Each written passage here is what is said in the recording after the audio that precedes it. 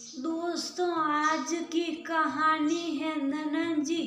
भाभी बोलने में क्या आपकी जबान घिसती है। दोस्तों, कहानी शुरू करने से पहले अगर आपने चैनल को सब्सक्राइब नहीं किया हो तो कर लीजिए ताकि आपके पास पहुंच सके हर नया वीडियो।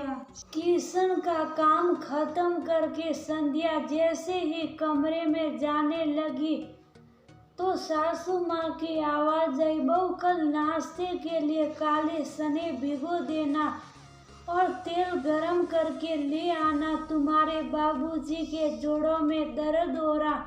जी मम्मी जी, बोल संध्या जल्दी से किचन में गई और सब इंतजाम करके गरम तेल सासू जी को देकर पूरी तरह से थक कर सुर जब अपने कमरे में पहुंची तो बिस्तर देख तुरंत उसने चैन की सांस ली और आराम से पसर गई। बंगल में पति गौरव और 2 साल की रूही भी सो चुके थे। नींद के आगोश में संध्या को अपने बदन पर गौरव का हाथ स्पर्श हुआ। शरीर और मन से थकी संध्या ने गौरव का हाथ अपने बदन से हटाते हुए कहा, प्लीज गौरव सोने दो, बहुत थक चुकी हूँ और नींद भी आ रही। संध्या के इस तरह बोलने पर गौरव गुस्से से बोला, तुम्हारा तो ये रोज का है, कोई ऐसा दिन बताओ जब तुम नहीं थकी रहती। घर के सभी लोगों को खुश रखने की जिम्मेदारी ले रखी है सिवाय मेरे। अब तुम पहले वाली संध्या नहीं रह गई हो, रोज कोई ना कोई बहाना रहता है। कभी रूही उठ जाएगी, कभी तुम्हें जल्दी उठना रहता है और अधिकतर तुम थकी ही रहती हो। और फिर गौरव ने तकिया उठाया और कमरे से बाहर लिविंग रूम में चला गया। पीछे कमरे में तन के दर्द के साथ मन का भी दर्द समेट कर संध्या भीगे आंसुओं के साथ निढाल होकर सोचने लगी कि गौरव को मेरा न थका तन दिखता है और न थका मन, बस उनकी जरूरत पूरी होनी चाहिए। वह क्यों नहीं समझते कि मुझे भी उनका सानिध्य चाहिए। लेकिन जब तन थका हो तो मन की भावनाएं भी कहीं दब सी जाती हैं। संध्या और गौरव की शादी को लगभग 5 साल हो चुके हैं। शादी की पहली रात को ही गौरव और संध्या ने तय किया कि परिवार 2 साल बाद ही सोचेंगे। जब घर में बहू आती हैं तो शुरू में सबको बहुत भाती हैं, लेकिन फिर धीरे धीरे उसमें सिर्फ कमियां ही कमियां दिखाई देने लगती हैं। खुश किस्मत वाला ससुराल बदकिस्मत ससुराल बन जाता। सबको यही लगता कि न जाने किस मनहूस घड़ी में इसे घर की बहू बना लाए। घर वालों की सुन पति भी ताना मारने से पीछे नहीं रहते। कुछ ऐसा ही संध्या के साथ हुआ।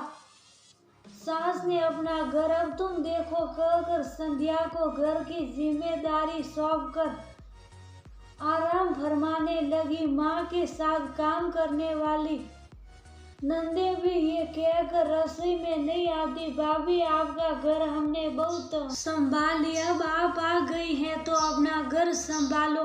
ये अलग बात है कि हमेशा उसे ये एहसास जरूर कराया जाता कि आपके मायके में ऐसा होता होगा या आपको हमारे हिसाब से रहना है। जब तक रूही नहीं हुई थी संध्या सब काम कर लेती थी, लेकिन रूही के होने के बाद उसकी जिम्मेदारी भी बढ़ गई थी। नंदे कॉलेज से आकर सब फालतू काम करेगी लेकिन भाभी की मदद नहीं करेगी।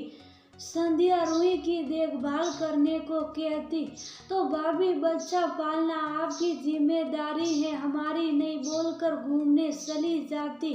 संध्या गौरव से कहती तो वो भी टिपिकल पति की तरह, तुम कुछ नया नहीं कर रही हो, सभी औरतें यही करती हैं। सुबह 5 बजे से उठी संध्या को पता भी नहीं चलता कब रात के 11 बज जाते। सबकी फरमाइश, मेहमानों की आवागत, सासू जी की भजन मंडली, सखियों और ससुर जी के दोस्तों को चाय नाश्ता, बेटी रूही की शैतानी के पीछे पीछे भागती संध्या बहुत थक जाती और जब गौरव से थकी हारी संध्या मिलती। बहू आज शाही नाश्ता मिलेगा या उपवास करवाओगी? भाभी कॉलेज के लिए लेट हो रहा, मम्मा भूख लगी है, दूध दे दो ना। लेकिन संध्या बेसुध पड़ी थी। इतनी आवाजें देने पर भी जब संध्या बाहर नहीं आई और रूही के रोने की आवाज सुन गौरव की से अनहोनी की आंसका से कमरे की तरफ भागा तो देखा संध्या का पूरा बदन जल रहा था और उसे होश भी नहीं था। उसने चिल्लाकर अपनी बहनों को बुलाया रूही को देखने। वो उसने लेडी डॉक्टर को फोन करके घर बुलाया। डॉक्टर ने आकर इंजेक्शन दिया और फिर संध्या को अच्छे से एग्जामिन करके कुछ टेस्ट बोला और गौरव से पूछा, क्या आपकी पत्नी को कोई मानसिक तकलीफ है? मानसिक तकलीफ संध्या को नहीं डॉक्टर, संध्या को कोई भी मानसिक तकलीफ नहीं थी और अगर होती तो अपनी बात को बीच में ही रोक दिया और अपने रात के व्यवहार को याद कर खुद ही शर्मिंदा हो गया। गौरव जी, लगता है आपकी पत्नी जरूरत से ज्यादा जिम्मेदारी निभाती है, जो शायद इनके मानसिक तनाव का कारण हो सकता है। मैं कुछ दवाई लिख देती हूँ और कोशिश कीजिएगा ये खुश रहे। डॉक्टर ने लिस्ट पकड़ाई और आराम करने को के वहाँ से चली गई। गौरव माँ के कमरे में गया और बाहर ही ठिठक गया। अंदर से उसकी दोनों बहनों की आवाजें आ रही थी। मम्मी अब क्या करें, आपकी महारानी तो बीमार पड़ गई, हम दोनों कुछ नहीं करेंगे। भैया से बोलो महारानी को दवा खिलाकर जल्दी से ठीक करे। तमीज से बोलो तुम दोनों। भाभी बोलने में क्या जबान घिसती है, सुबह से शाम तक तुम लोगों की खिदमत और जरूरत पूरी करती रहती हैं और आज वो थोड़ा बीमार हुई तो तुम दोनों। गौरव गुस्से से उन्हें देखने लगता है और फिर माँ से कहता है, संध्या को आराम और हमारे साथ की जरूरत है, इसलिए हम सभी को उसकी मदद करनी होगी। तभी रूही आकर बताती है कि मम्मा को होश आ गया। गौरव बहनों से संध्या के लिए दूध और बिस्किट कमरे में लाने को वो संध्या के पास चला जाता है। संध्या बिस्तर से उठने की कोशिश कर रही होती है। गौरव उसे संभाल लेता और थोड़ा गुस्से से बोलता है, तुम चुपचाप लेट नहीं सकती, बहुत देर हो गई, घर के सभी काम पड़े हैं। संध्या बोली, पड़े रहने दो, घर में और लोग भी हैं, कर लेंगे, तुम सिर्फ आराम करोगी। गौरव ने उसे जबरदस्ती लिटा दिया और संध्या को ध्यान से देखने लगा। इन 5 सालों में उसकी संध्या सचमुच खो गई। सबको खुश रखना इसकी जिम्मेदारी थी, लेकिन संध्या को खुश रखने की जिम्मेदारी किसकी थी? उसकी। उसने कभी उससे पूछा ही नहीं कि वो क्या सोचती है, क्या चाहती है। जिस परिवार की जरूरतों का ख्याल रखने का ताना मारता रहता हूँ, वो परिवार भी तो मेरा ही है। वो तो सिर्फ मुझसे बंध कर आ गई, वो भी अकेले।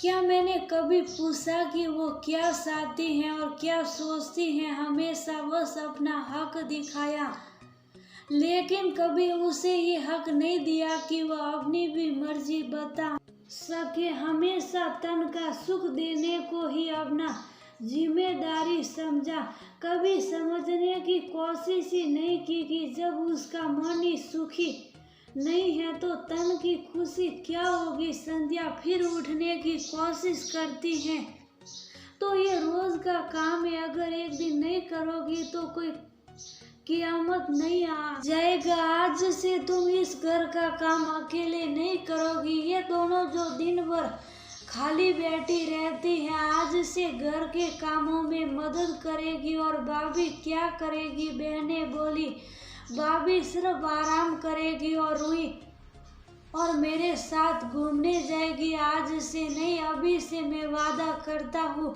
कि तुम्हारी खुशियों का ख्याल रखूंगा और तुम भी हक से बोलोगी कि आज तुम्हारा काम करने का मन नहीं है। आज संध्या का मन गौरव की बात से खिल उठा और वह उसके आगोश में लिपट गई। पति अक्सर शिकायत करते हैं कि पत्नी उन्हें नज़रअंदाज करती है, लेकिन वह भूल जाते हैं कि इसके लिए भी उनका परिवार और बहुत हद तक वही जिम्मेदार होते हैं जो सबका ख्याल रखती है। उसका ख्याल कोई